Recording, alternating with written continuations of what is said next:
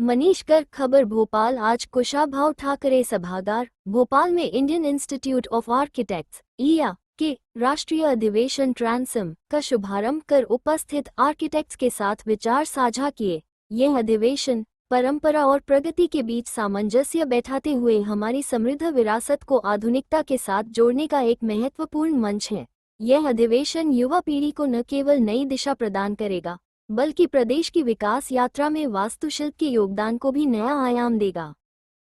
आपको सुबह 3 बजे उठना पड़ेगा, 4 बजे के पहले मंदिर जाना पड़ेगा और मंदिर में आप निराकार परमपिता परमेश्वर की उस आकार साकार वाली मूर्ति को देखोगे। तो मूर्ति में आप देखोगे, आपके ध्यान में आएगा उस निराकार के ऊपर एक जल का पात्र से केवल जल डाला जाएगा और जल अर्थात मां के गर्भ में अपनी आत्मा का प्रवेश हुआ और उसी के साथ साथ दही, दूध, घी, शक्कर, शहद, पंचामृत का आपके सामने स्नान कराएंगे। स्नान कराते कराते अर्थात ये हमारा पंच तत्वों का बना हुआ पिंड बनने लगता है।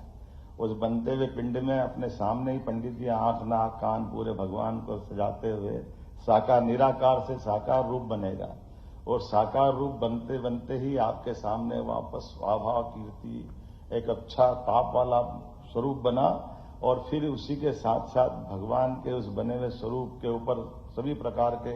आभूषण, वस्त्र, श्रृंगार करते हुए आनंद के साथ पूर्ण यौवन की तरफ आदमी जब जिस प्रकार से अपने जीवन में एक अलग प्रकार का स्थान पाता है और ऐसे में जैसे ये बन के तैयार होता है उसी समय वापस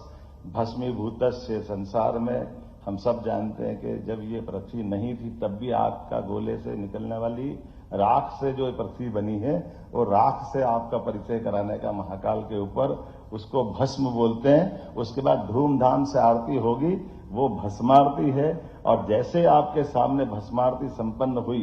कभी आप अंदाज लगा लो कि 1-1.5 घंटे में बड़ी मुश्किल से सजा सुजू के भगवान को तैयार किया गया, लेकिन जैसे जल के सामने भगवान की रूप की शुरुआत की थी, आप ऊपर उठ के बाहर नहीं होगे, उसके पहले वापस जल से पूरा वैसे ही निराकार रूप बना देंगे। जो 4 बजे था वही 6 बजे मिलने वाला है। तो कभी कभी मन में आता है कि इतनी मेहनत करी, कम से कम दिन भर तो रहने दो, लेकिन वो जीवन दृष्टि है, जन्म से मृत्यु की पूरी लघु यात्रा वो आपके सामने भस्मारती के रूप में दिखाएंगे। वो आपके आनंद का